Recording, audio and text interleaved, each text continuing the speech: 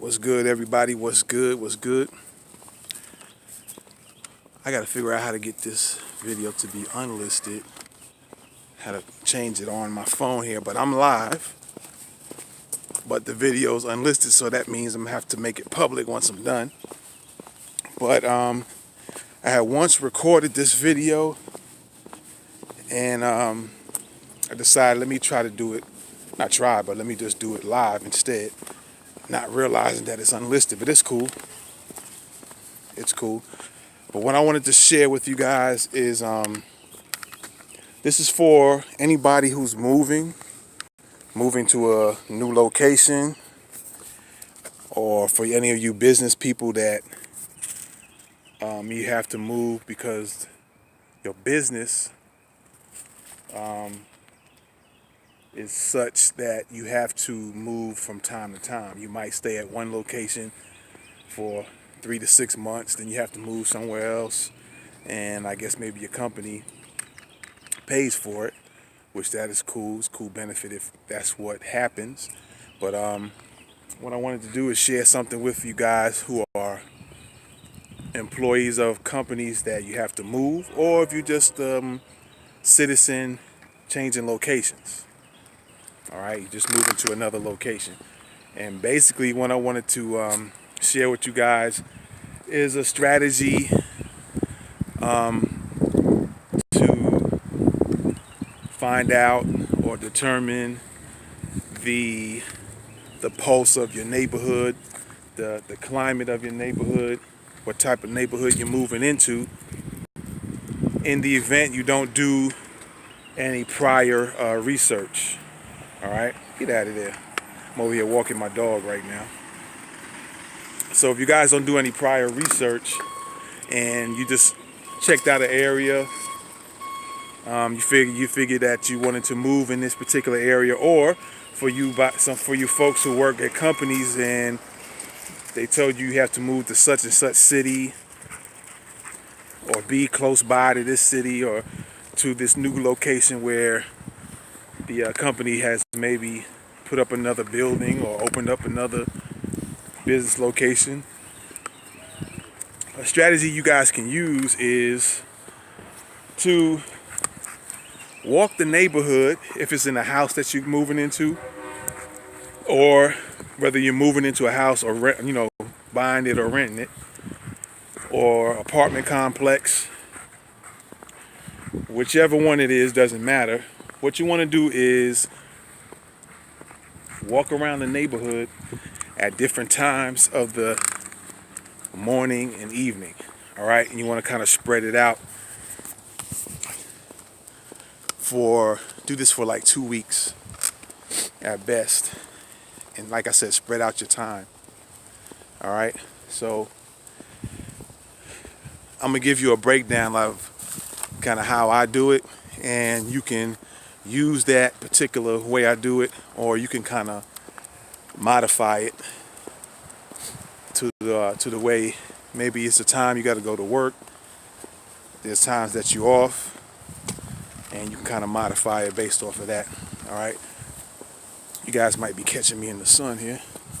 Let me kind of change angles a little bit. But what you guys want to do is, this is what I basically do. Since I walk my dog pretty frequently, I can kind of use that to my benefit. But you don't have to, just because I have a dog doesn't mean you have to have one. You have to do it like that. So what you want to do is, whether you have a dog or not, you just want to walk your neighborhood. And the times that I walk around anywhere that I move to, I would first, it doesn't have to be first, but I did it where I'll get up early in the morning, say about 5:30 a.m., 5:45, and I would get out and walk my dog then. And if it's an apartment complex, I'll walk the whole complex on a Monday, let's just say, and just get an idea of the traffic, the activity, the sounds you hear coming from the apartments, things like that. Who's out and about walking. Some other people might have dogs, and they might be walking their dogs as well. And you kind of get an idea for that time frame. Then I will make that particular day. If you're feeling good, you can do another time the same day and do that like the next time around. Maybe do it, say about lunchtime. Walk your same complex or walk your same neighborhood, right? And then another time frame would be when the kids get out of school, walk around and just scan the area, watch the activity of the students who walk home. Some walk home, some parents bring their kids home. The school bus stops in the nearby vicinity of where you're staying at, and just observe, be observant of how everybody behaves, the activities, things of that sort. All right. And then another time will be to try in the evening time, say early evening, and then like a late evening. All right. So those are the times I normally would walk around, and I'll do it like I'll space it out for a span of 2 weeks. All right. So I might, even if I walk several times in that day, I might not pay attention per se. I'm still aware of my surroundings, but I might not pay as detailed of attention unless something happens that just catches my eye.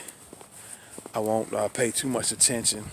I'll just pay attention to the time frame that I set out to really go and pay attention to that particular time frame. Like in the morning, like I said, about 5:45 to 6 a.m. Sometime when it's still dark out and before it gets light out, I will walk around then, check out the neighborhood, and then I would walk later on, and that might just be for say that's Monday, and then I might walk around other times the same day, but not pay too much attention, like again, except if something just grabs my attention. Then maybe take a break a day, and then the next day prior to that, I might say, okay, I'm gonna go out around lunchtime and just do assessment of the activities that go on in the area.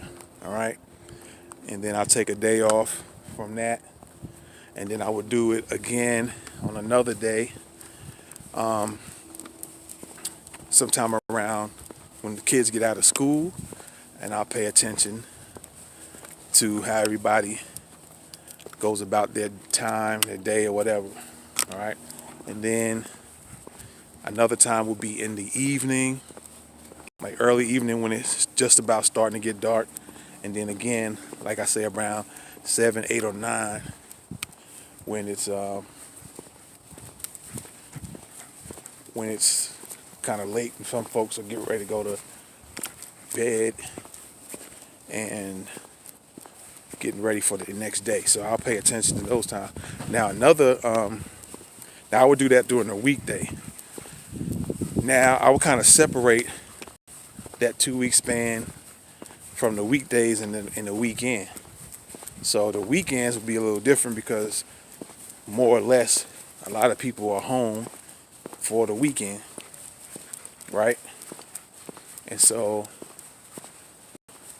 I would do roughly the same time frames on the weekends,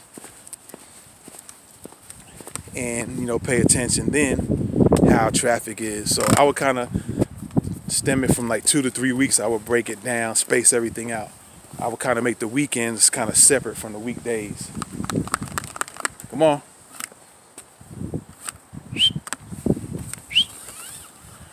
I would make the weekends kind of like its own separate time frame, spacing, or whatever you want to call it, from the weekdays. And when I've done that, I notice, of course, you're going to notice things are different on the weekends compared to the days of the week. And when you do that, like I said, space those time frames out. You could do it one every other day. Do one time in the morning, another time the next other day, afternoon, or you could kind of do it. You could do it in different ways. You can kind of do some of it or all of it in one day, and then take a break, and then 2 or 3 days later, walk all those time frames in another day if you have the time to do it. If not, just break it up, and then do your weekends as well, because you're gonna see a difference from your weekends compared to your the weekdays. And like I said, I've done that. I recently moved to I'm just gonna call it Area 52 for those who know what I mean when I say 52 in the self-defense world. Area 52. And so I recently moved, and I've done that as well. Did the same thing I'm telling you guys I've already done, and you get a real good idea of what you would expect, what type of activities are going to go down in the neighborhood. And some of that walking might consist of, people might be coming up to you and striking a conversation, or you walking up to them, striking a conversation. Sometimes the kids will walk up to you, ask questions, or sometimes they'll offer information and give you some intel. That's like HUMINT, HUMINT, human intelligence, right? And so you get a lot of information just by doing a surveillance walk of your area, an area assessment of where you're living at. And you can actually do the same thing, just to add something to it for you guys who are like just on vacation, visiting people. You can do the same thing when you're just going out to visit. All right, and this is just an alternative, or something you can do if you decide you're not gonna do a thorough research of the location you're going to be moving to, or vacationing and visiting. You can do that and kind of gain some good information just by walking around and kind of doing it at different times of the night and day. All right, and so that's my security tip for you guys. Do an area assessment. All right, and you will gain a lot of intel as far as what type of activities go on. If you got loud neighbors, if there's a lot of people hanging around a certain part of the complex or a certain part of the area, then you won't know what they're doing. Doesn't mean they're doing anything illegal, but at the same time, there could be something illegal going on. So you have to look at it with a 50-50 mindset, and just be aware of the possibilities of things you see. You might see traffic going in and out a particular apartment, or traffic in and out someone's house. You might be renting the house and you see traffic in and out in regards to that, and it will kind of give you some heads up of what could possibly be going on. All right, so I guess I'll start doing some lives sometime like this, and then I could edit this live later and put it on other platforms. So for you business people, it's a great tip. Try it out.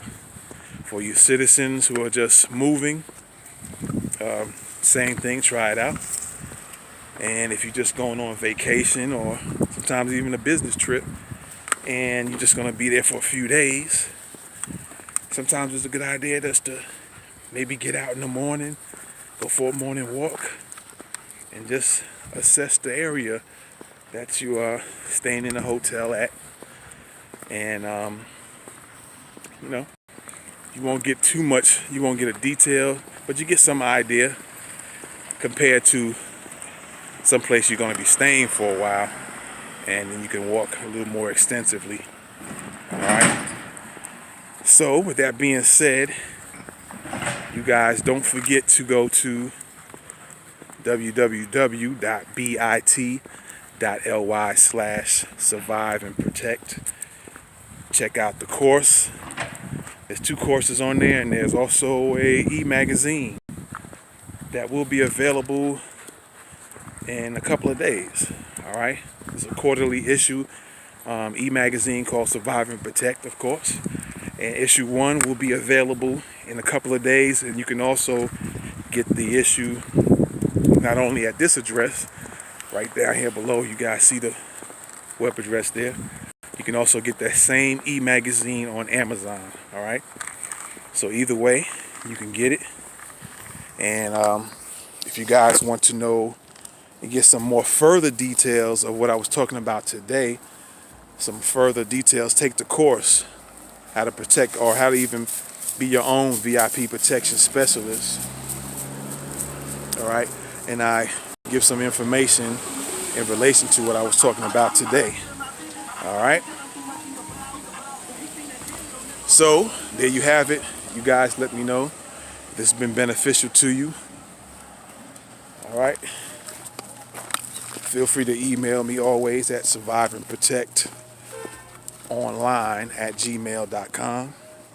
surviveandprotectonline@gmail.com, and let me know if the information's been beneficial to you.